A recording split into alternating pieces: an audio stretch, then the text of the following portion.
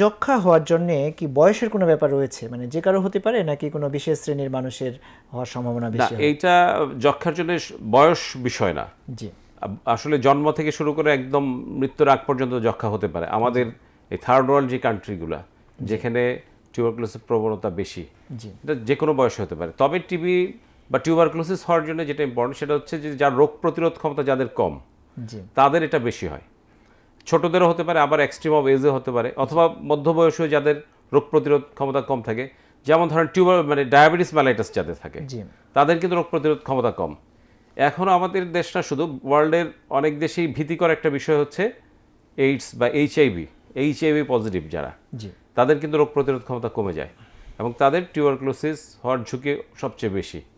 এজন্য আসলে বয়সটা বিষয় না, বয়সের চাইতে বেশি বিষয় হচ্ছে তার রোগ প্রতিরোধ ক্ষমতাটা, সে কোথায় বসবাস করছে।